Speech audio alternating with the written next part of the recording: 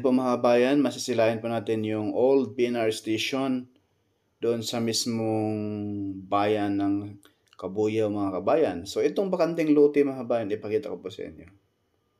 Yan. Yan, ito yung bakanting lote na to, puro semento, right side.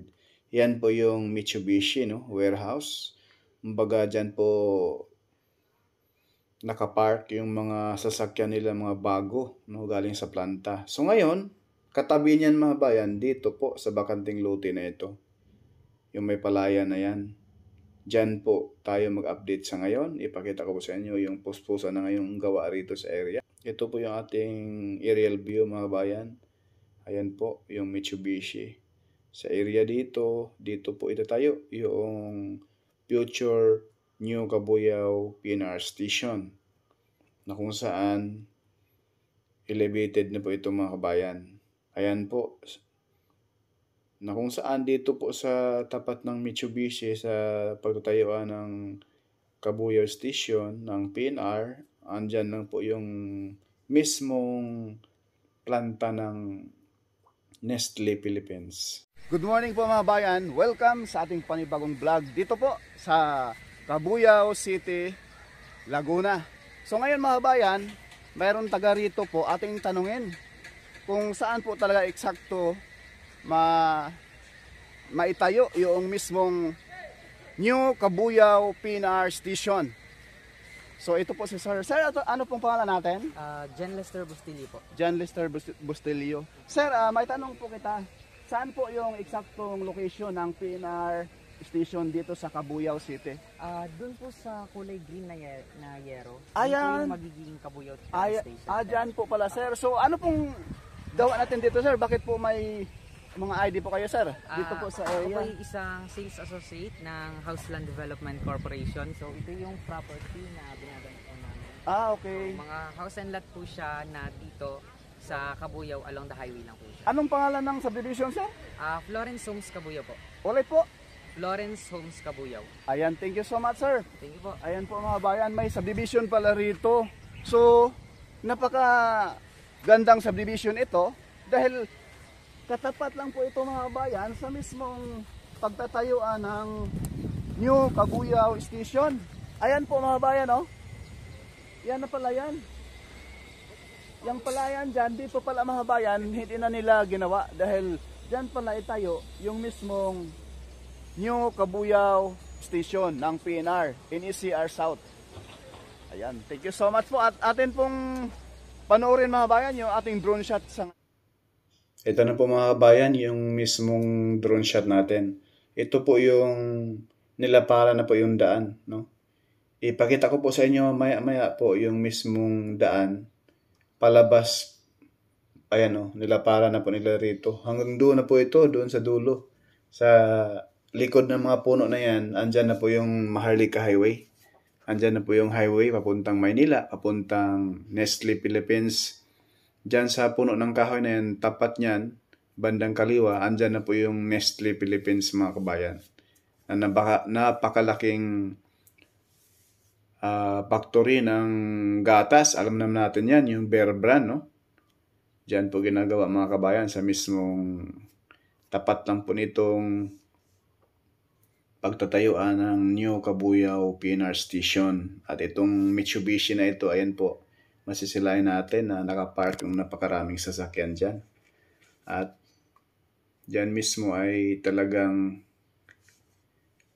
nagbabaon na po sila ng mga board pile, no? Dyan sa area na yan, sa tapat ng Mitsubishi. Ayan po ito, sa baba natin, dito po itayo yung mismong future Kabuyaw Station ng PNR.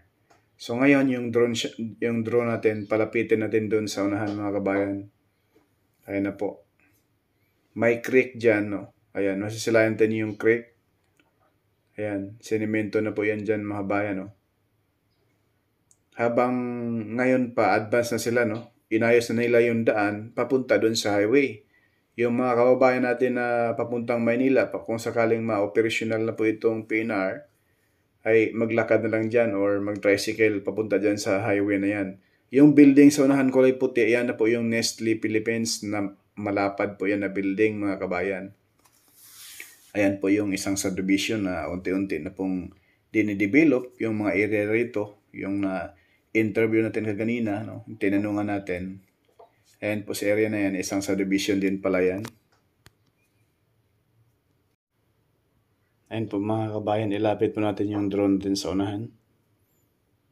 Ayan, kaya rito ay sobrang lapad dito sa area. Dahil dito ito tayo, yung future Kabuyao Station. Yung bundok sa malayo mga bayan, yan na po yung Mount Makiling, no? Ayan, yung creek na yan mga bayan, masisilayan natin sa ating baba, no? Ayan. Yung may mga backhoe dyan, ngayon po, sinisemento na nila yan dyan, no? Para sakaling may access road na po ang ating mga kababayan, once na ito'y matapos na, no? Pakinggan po natin mga bayan yung sinabi ni DOTR Secretary Jaime Bautista kung kailan po ito pwedeng masakyan na po itong PNR dito po sa South at North. Magkakaroon ng parcel operations. Alabang to Calamba. Kaya ito yung inuna natin, no, para magkaroon ng parcel operations. Ang maganda dito, most of those who will be relocated in the same city, no? For example, dito sa Santa Rosa, yung mga maapektuhan, sa Santa Rosa rin sila, no? In city, yung gano'n din yung sa Calamba, no? Siguro yung sa Alabang, merong a few na maililipat sa another relocation site outside of Alabang.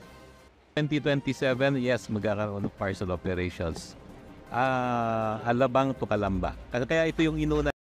Ayan po mga bayan, no? Napakinggan po natin yung sinabi ni Sir DOTR Secretary Sir Jaime Bautista na sa taong 2027, mayroon na po siyang partial operation, Alabang to Calamba. Kaya ito po yung inuna nila pagtrabaho ngayon. Kaya puspusan na po. Doon sa unahan mga bayan, sa may malapit sa Mamatid Station, sa mismong depot na po ay may mga upload na po tayo dyan. Pwede po ninyong tingnan mga kabayan na may mga poste na rin po ng PNR dito sa South na itayo na po doon. May mga halos 5 poste na po na itayo doon malapit sa mismong gilid mismo ng Mamatid Station ng PNR, no? So papunta na po rito yung mismong buhos nila ng mga poste at paghukay sa mga board pile. So rito sa areang ito, sa tapat ng Mitsubishi, ay nagbabaon pa lang sila rito ng board pile. Doon sa dulo ay may mga board pile na po. Ayan mga kabayan, huhukayin nila ang po. Bali, pagkatapos na mahukay, makita na yung mismo mga board pile, bubuhusan ng concrete cement and then solid na mga rebars, and then sa gitna, dyan po itatayo yung mismong pinaka-main poste nitong PNR NCR South. Ayan po mga bayan, kahit medyo mambon-ambon ngayon, hindi magandang panahon, may low pressure daw. Sana po ay hindi po maging ganap na bagyo. At sana po ito'y matunaw para nang sa ganun, yung mga infrastruktura ng ating bansa ay hindi maapektuhan ang pagtrabaho. Kasi pag may mga kalamidad mga kabayan, sigurado itong mga construction na ito ng PNR sa lahat ng construction na ginagawa sa ngayon ay talaga namang mahihinto yan once na may mga kalamidad. Ayan po, kahit ngayon ay medyo maambon-ambon, hindi magandang panahon rito ngayon sa Laguna. Sa araw Friday, no? July 5, 2024. Ayan po mga kabayan, yung mismong masisilayan natin yung mga rebars dyan na napakarami. Yung hindi man siya gaano ka haba, no? Kasi yan po ay board pile. So bawat poste, mayroon siyang 6 na board pile.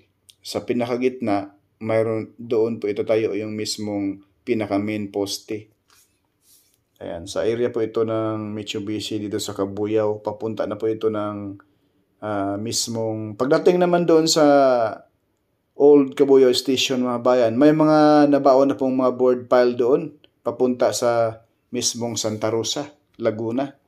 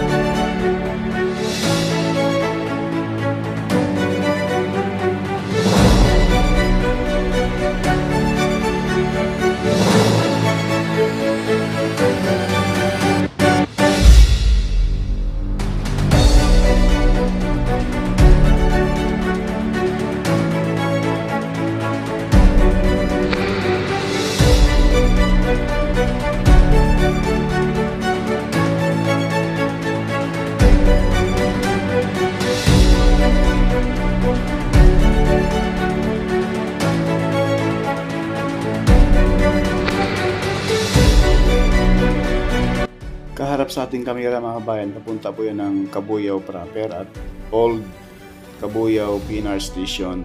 Yan kaharap sa ating kamera. At itong gilid yan na po yung Mitsubishi. No? Ayan, ipakita ko lang po sa inyo mga bayan yung mismong yan po. Gilid ng creek na yan, dyan po itatayo yung future Cabuyao PNR Station. Dito po, yan sa lampas ng kulay gray na building na yan. Dyan po mga kabayan. Dito po itatayo dyan sa baba natin. Yan. Dito sa area.